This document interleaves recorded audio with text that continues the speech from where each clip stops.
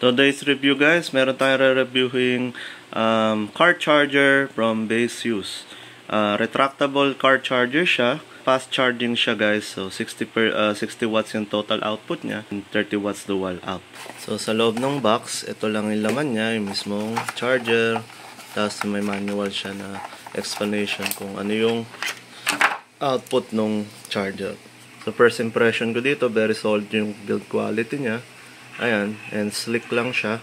And then meron din siyang type A dito sa isang side niya para kung meron kayong present na dashcam na gumagamit ng car charging port, ayan, dyan pwede nyo siya isaksak while having yung dedicated na charging. So kaya kung gusto nyo mas maging malinis yung setup ng dashboard nyo, very recommended to. So yung pinili kong variant, yung merong Type-C and iPhone Lightning.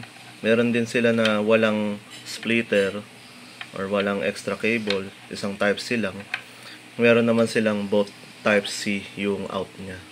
So ito yung specs niya. So max output ng Type-C is 30 watts and max output ng Lightning cable is 17 watts.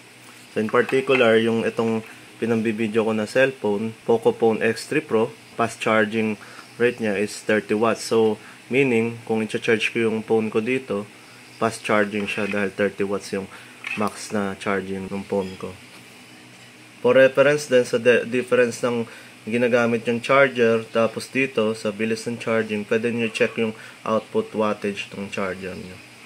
But sa phone ko, fast charging na tong output ng Type-C niya. Yung Lightning cable output niya is max is 25 watts.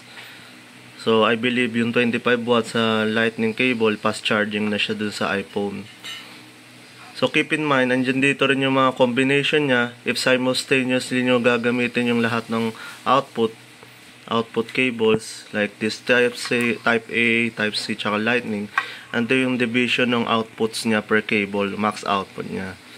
So, check nyo na lang. And ito guys, andito na ako sa loob ng Mitsubishi Mirage. And yeah, ito yung port niya. Saksak natin. Nakasaksak na rin dito yung dashcam. Yan. And i-on natin.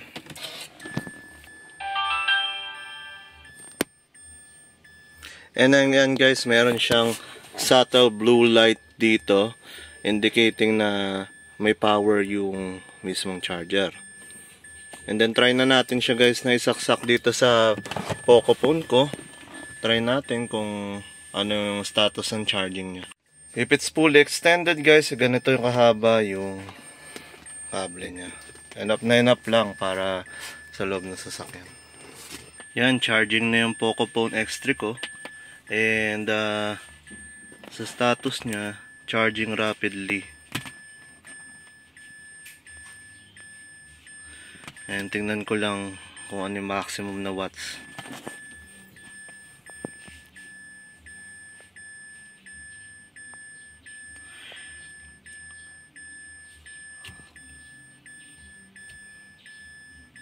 Ayan guys,